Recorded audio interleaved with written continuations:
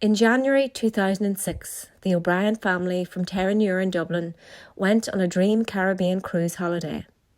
Paul and Sandra O'Brien, their 4 children, Kelly, Lynsey, Dean and Imelda, were joined by a group of family friends for the luxury break.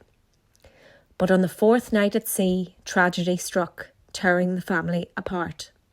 We were a happy family, so my dad was a businessman, and then obviously my mum and dad were married for 25 years.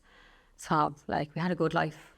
So, obviously, that night, there was about 4 families that came away with us. So, my parents would have met our friends that live in America. And then they, that night, after dinner, we went to, it's not like a bar, it's like an open bar. So, there was a kid show on and stuff. So, Lynsey said she was going to the room with my friend Carla. So, she snuck off for half an hour.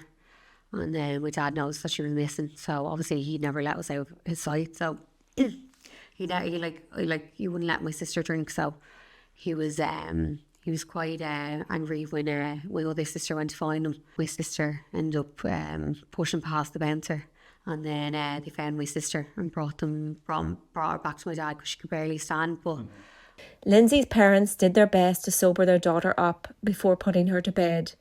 But a short time later, they were alerted to Imelda's screams.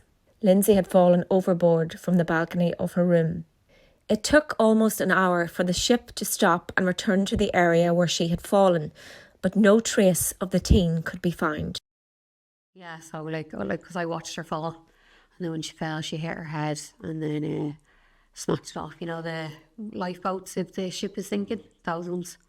I couldn't get the door opened on time, so when I went to go grab her, I couldn't pull her back over. So I literally just thought that, I don't know, I didn't realise that, for years that I was blaming myself until, there was a counsellor that spotted it.